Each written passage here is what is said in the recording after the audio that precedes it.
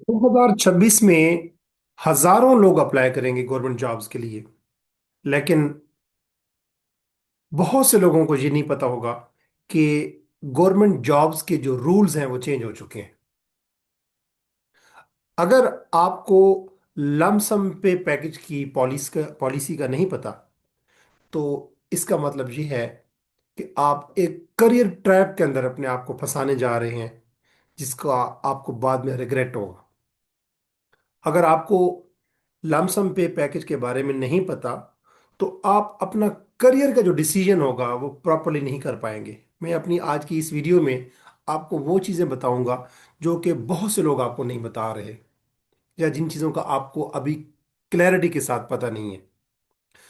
देखें, अगर हम बात करें 2025 की, जो कि अभी ख़त्म हुआ है, 2026 में हम बैठे हैं इस टाइम, तो 2025 के एंड पे की बात करें, ये अक्टूबर 2025 में पॉलिसी आई है।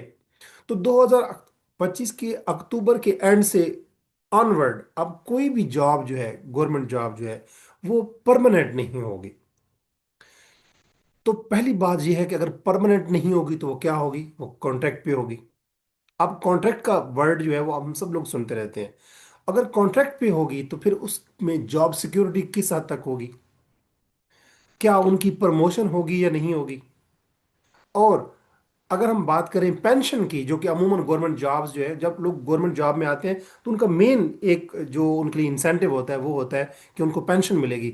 तो ऐसे जो एम्प्लॉयज़ हैं जो कि लमसम पे पैकेज पे आएंगे, उनकी क्या उनको पेंशन मिलेगी या नहीं मिलेगी, उनकी अपवर्ड मोबिलिटी यानी प्रमोशन होगी या नहीं होगी, और उनकी जॉब का फ्यूचर क्या होगा।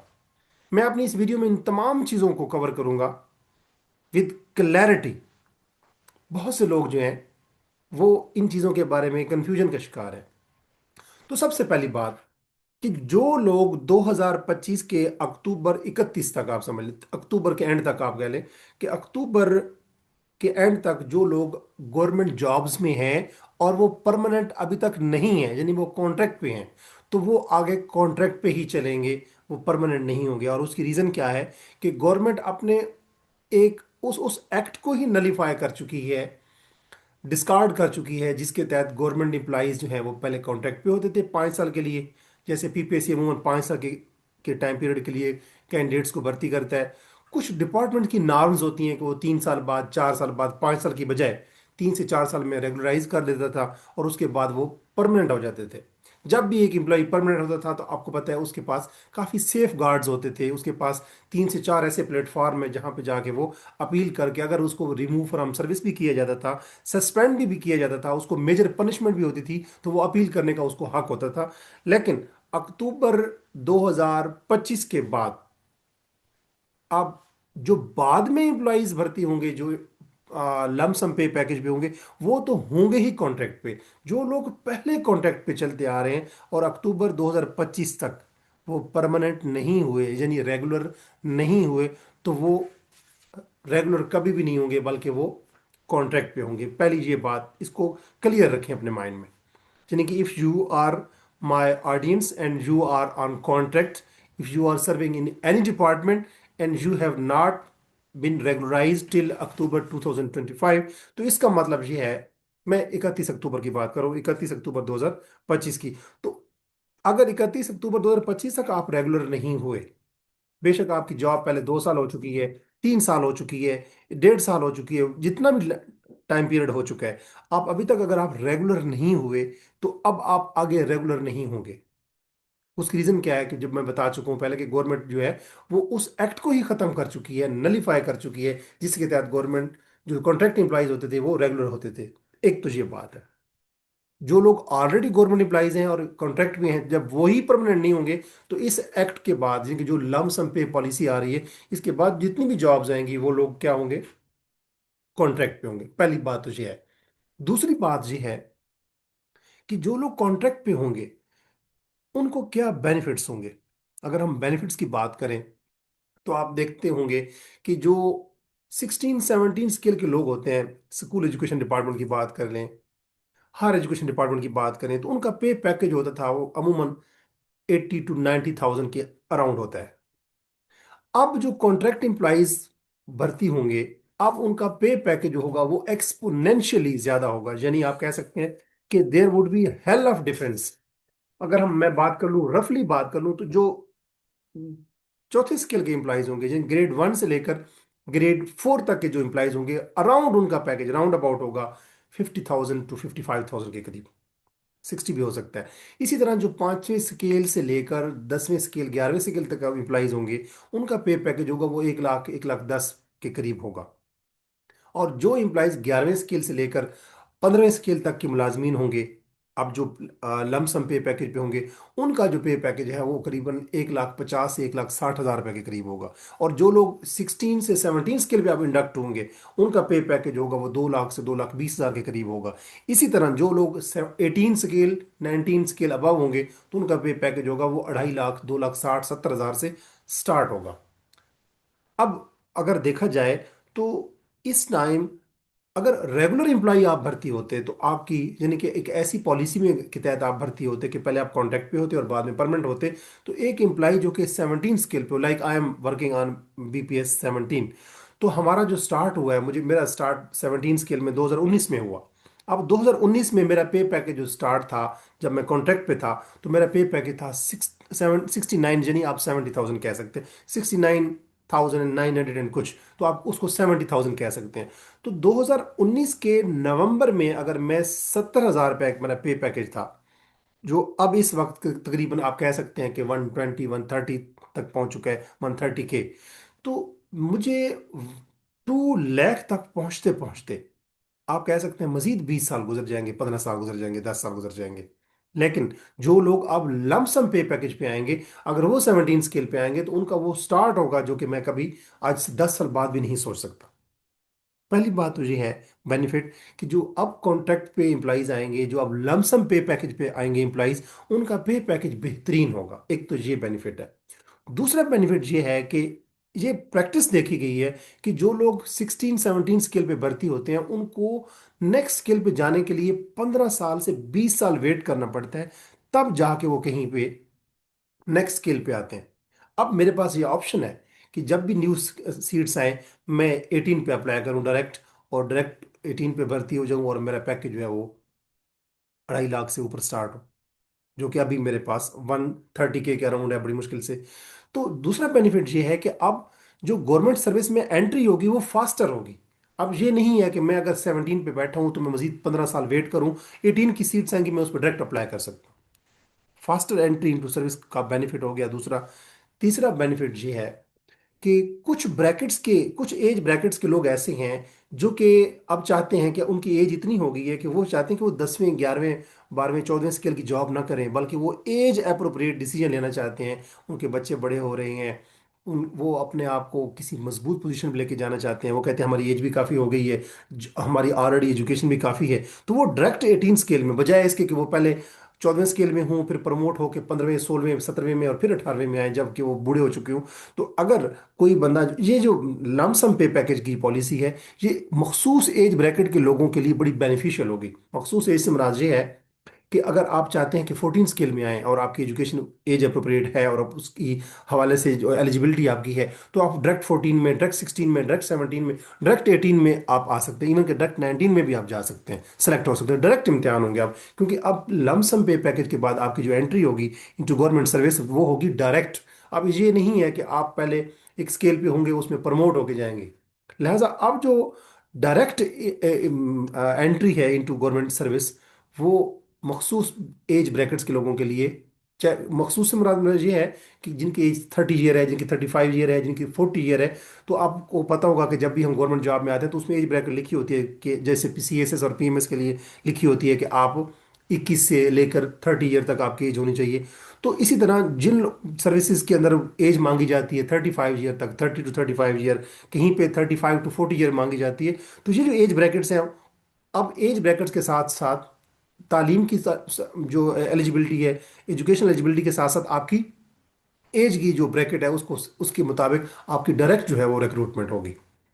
तो जो मखसूस ब्रैकेट्स के अंदर जो लोग हैं उनको बेनिफिट होगा। ये तो हो गई बेनिफिट्स की बात। अच्छा, अब इस बेनिफिट में जो पहला बेनिफिट था मैं उसको दोबारा बताऊंगा आपको, कि अगर अभी आप एक, मैं 17 स्केल पे एम्प्लॉय हूं और मैं 130 के सपोज ले रहा हूं, और मुझे अगर ये कहा जाए कि मैं, मेरे साथ कोई एक और एम्प्लॉई आता है जो 16 स्केल पे आने की बजाय डायरेक्ट 17 पे आता है, तो मैं हूं जो कि ऑलरेडी रेगुलर एम्प्लॉई हूं, तो अगर मैं 130 के ले रहा हूँ और वो 250 के ले रहा होगा, या 220 के ले रहा होगा, यानी कि 2,20,000 के करीब ले रहा होगा, तो ये जो बेनिफिट्स हैं जो कि आपको, जिसको हम शॉर्ट टर्म बेनिफिट्स कहते हैं, उस बेनिफिट में जो आपको एक्स्ट्रा अमाउंट मिल रही है, लाइक 130 के आपको रेगुलर मिलनी चाहिए थी, लेकिन आपको लमसम पे पैकेज पे आपको 230 के मिल रहा है, तो जो एक्स्ट्रा अमाउंट मिल रही है आप उसको साइड लाइन सेव करके आप उसको किसी और बिजनेस में इन्वेस्ट कर सकते हैं। और यूं आप वो पेंशन जो आप देखना चाह रहे थे कि आप 25 साल सर्विस करेंगे, 30 साल सर्विस करेंगे और फिर जाके आप कुछ ना कुछ गवर्नमेंट आपको देगी, तो वो आप खुद ही अभी उसको ग्रो कर सकते हैं।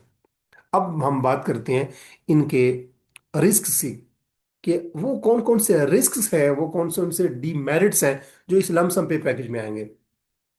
तो पहला जो डीमेरिट है, या लूप होल है, या जो फ्लॉ है, या जो आप कह सकते हैं कि डीमेरिट है या डिसएडवांटेज है, वो ये है कि ये इम्प्लॉइज अब परमानेंट नहीं होंगे। अब जो भी इम्प्लॉय परमानेंट नहीं होता, तो उसके पास सेफ गार्ड्स काम होते हैं, प्रोटेक्शंस काम होती हैं, सपोर्ट सिस्टम काम होता है।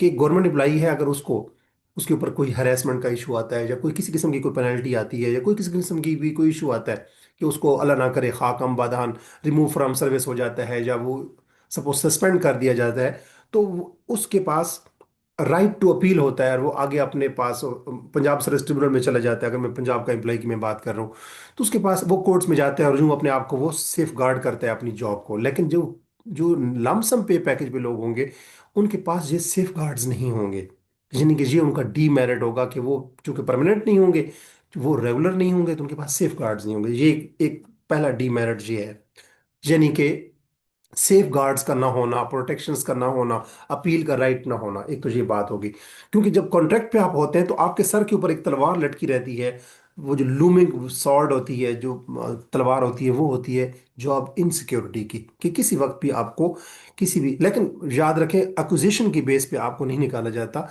प्रॉपरली इंक्वायरी होती है जब आप कन्विक्शन हो चुकी होती है, जब आप कन्विक्टेड क्रिमिनल साबित हो चुके होते हैं। एक बंदा होता है अक्यूज्ड, मुलजिम होता है, जब उसके ऊपर चीज साबित हो जाए फिर वो क्रिमिनल बनता है, यानी कि फिर उसके ऊपर चार्जशीट जो होती है वो लगाई जाती है।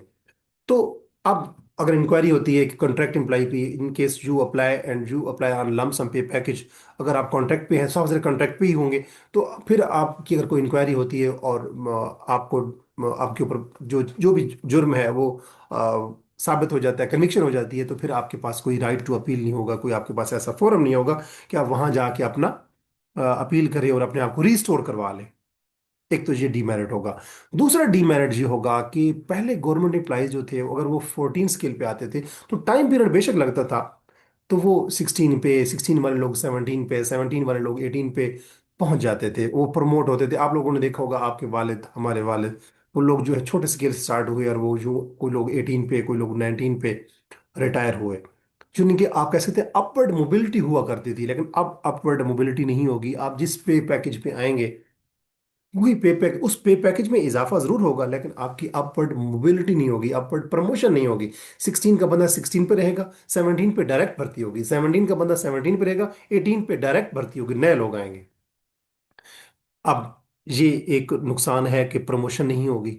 और तीसरी बात, कि सबसे बड़ा जो लॉस है जिसको डिस्कस किया जा रहा है मीडिया के ऊपर, सोशल मीडिया पे, प्रिंट मीडिया पे, इलेक्ट्रॉनिक मीडिया पे, कि अब पेंशन का क्या बनेगा। अब पेंशन जो है साफ ज़र है, चूंकि ये कॉन्ट्रैक्ट एम्प्लॉइज हैं, तो अब आपको जो पैकेज दिया जा रहा है, जो शॉर्ट टर्म बेनिफिट्स दिया जा रहा है, जो मंथली बेसिस पे दिया जा रहा है, जो कि सैलरी की शक्ल में दिया जा रहा है, उसी में ही आपको वो चीज़ें दी जा रही हैं जो आपको 25-30 साल बाद बाद में मिलती थी। पहले ऐसे होता था कि दादा जो है वो पेंशन ले रहा है, फिर उसका बेटा पेंशन ले रहा होता था, उसकी बीवी पेंशन ले रही होती थी। अब वो चीज़ें नहीं हैं। अब आपको जो पैकेज मिलेगा, अगर अभी आपको 17 स्केल पे आप आते हैं और रेगुलर पे आप होते हैं, तो अगर आप 1,30,000 ले रहे हैं, तो अब आपको 1,30,000 की बजाय डायरेक्ट आपको 2 लाख, 2,20,000 दिया जाएगा। वो जो 1,30,000 से ऊपर 70,000 रुपया होगा आपको, वो आप सेव करके अपने फ्यूचर के लिए, जैसे कहते हैं ना, there is always, you must save always something for a rainy day. तो जो आपको एक्स्ट्रा अमाउंट मिल रही होगी, वो आप समझें कि आपके पास एक कमेटी आ गई है, मंथली अमाउंट आ गई है, और उस कमेटी को आप सेव करते रहे। जैसे अगर आप कोई भी कमेटी स्टार्ट करते हैं 50,000 की या 1 लाख की, तो अगर आप वो कमेटी लेके चलें 20 साल बाद, तो आप देखें वो कितनी बड़ी अमाउंट होगी। तो आप उसको सेव कर सकते हैं फोर्स सेविंग के थ्रू। आप उसको स्टेट बैंक इंश्योरेंस में या किसी भी पॉलिसी में आप डाल के, तकाफुल में या ब्ला ब्ला, या अपने पास किसी बिजनेस में इन्वेस्ट करके आप उसको आउट ग्रो करके और यूं उसको अपनी फ्यूचर की पेंशन खुद बना सकते हैं। तो पेंशन की जो एब्सेंस है, दैट इज अनदर डीमेरिट, कि आपको पेंशन नहीं मिलेगी, बल्कि जो आपको मंथली इनकम मिलती है, जो मंथली आपका रेवेन्यू होता है, जो मंथली आपकी सैलरी होती है, इनकम होती है, वही होती है। ये डीमेरिट है। अब अगर हम बात करते हैं आखिर पे इस वीडियो के को क्लोज करने से पहले, कि अगर 2026 में आप अप्लाई करते हैं गवर्नमेंट जॉब्स पे, पीपीएससी के थ्रू जॉब्स आती हैं या किसी तरीके, एफपीएससी, अच्छा ये जो सिस्टम है जो मैं बात कर रहा हूँ, ये ज्यादातर पीपीएससी की मैं बात कर रहा हूँ। एफपीएससी में अभी भी बेसिक पे स्केल है। याद रखें कि जो लमसम पे पैकेज का जो सिस्टम है, इसके बाद अब जो गवर्नमेंट जॉब्स आएंगी उसमें कोई पे पैकेज का कॉन्सेप्ट नहीं होगा इस तरीके से।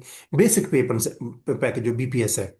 तो अगर 2026 में आप किसी भी जॉब के लिए अप्लाई करें, तो माइंड में आपने ये चीज रखनी है कि अगर आप शॉर्ट टर्म प्लानर्स हैं, अगर आप चाहते हैं कि आपको इमीडिएटली आपको अमाउंट ज्यादा मिले, क्योंकि कुछ लोग ऐसे होते हैं वो कहते हैं हमें स्केल के साथ कोई गर्ज नहीं है कि स्केल पहला हो या स्केल 20वां हो, बस हमें पैकेज जो है वो 2 लाख का मिलना चाहिए, 1.5 लाख का मिलना चाहिए, लाख रुपए मिलना चाहिए पर मंथ। तो अगर आप शॉर्ट टर्म प्लानर हैं तो 2026 में अप्लाई करते हैं तो ये बात माइंड में रखें कि जो पे पैकेज आपको मिलेगा वो आपका मंथली बेसिस पे होगा। और वो अगर आप 3 इयर्स के लिए क्रेडिट आप कॉन्ट्रैक्ट पे जाते हैं, तो वो 3 साल आपने अपनी पे को इस तरीके से कंज्यूम करना है कि आप अपने फ्यूचर के लिए कुछ ना कुछ सेव कर रहे हो मंथली बेसिस पे।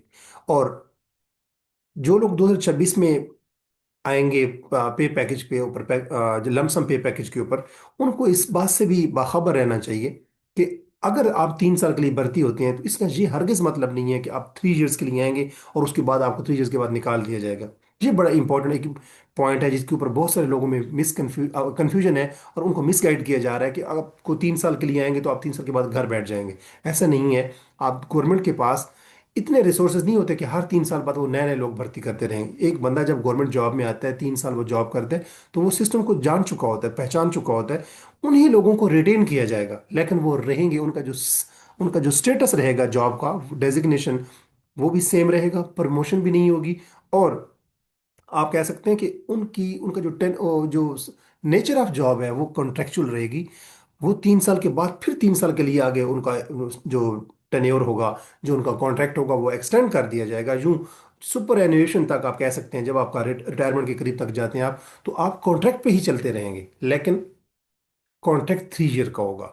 वो 3 ईयर का कॉन्ट्रैक्ट इसलिए ये है ताकि एक जो गवर्नमेंट एम्प्लॉई है उसके माइंड में रहे कि मैं 3 साल के दौरान अगर मैंने कोई हैंकी पैंकी की, या मैंने कोई भी ऐसा कोई सपोज कोई हरासमेंट का इशू किया, या मैंने कोई जॉब इनएफिशिएंसी दिखाई, या इनकम्पिटेंसी दिखाई, या मैंने कोई जॉब के अंदर वर्क शिर्किंग बिहेवियर दिखाया, तो मुझे निकाला जा सकता है। अब इसका मकसद क्या है कि ये 3 साल का कॉन्ट्रैक्ट पीरियड क्यों किया जा रहा है? इससे मकसद है कि जो गवर्नमेंट एम्प्लॉइज हैं उनकी एफिशिएंसी को, उनकी प्रोडक्टिविटी को और उनकी इफेक्टिवनेस को इम्प्रूव किया जाए। यानी कि वो ज़्यादा मुस्तैदी के साथ, चुस्ती के साथ जॉब करें। उनको डर भी हो, फियर भी बढ़ाया जा रहा है, और साथ साथ अगर फियर बढ़ाया जा रहा है तो उसके साथ साथ आपको पे पैकेज भी अच्छा दिया जा रहा है। तो अगर 2026 में आप कॉन्ट्रेक्चुअल एम्प्लॉइज के लिए अप्लाई करते हैं किसी भी जॉब के लिए, तो माइंड में रखें कि आप लमसम पे पैकेज पे होंगे। आपको शॉर्ट टर्म बेनिफिट्स ज़्यादा होंगे पर मंथ पैकेज जो है, अगर आपके साथ रेगुलर एम्प्लॉइज को 1,30,000 मिल रहा है तो आपको 2 लाख के करीब मिलेगा। इसी तरह आप कॉन्ट्रैक्ट पे होंगे तो थ्री थ्री ईयर के बाद फिर आप कॉन्ट्रैक्ट आपका एक्सटेंड हो जाएगा, लेकिन आपको जॉब से निकाला नहीं जाएगा। और आपकी अपवर्ड मोबिलिटी नहीं होगी, यानी कि आप 17 पे हैं तो 17 पे ही रहेंगे। 17 पे ही कॉन्ट्रैक्ट आपका जो है 3 3 साल बाद आपका एक्सटेंड होता रहेगा। 16 पे है तो 16 पे रहेंगे। अगर आप 17 पे जाना चाहेंगे तो जा सकते हैं, क्योंकि जैसे ही आपका कॉन्ट्रैक्ट खत्म होता है तो आप 17 पे अप्लाई कर दें। अगर 17 पे है तो 3 साल का कॉन्ट्रैक्ट खत्म होता है तो आप 18 पे अप्लाई कर दें।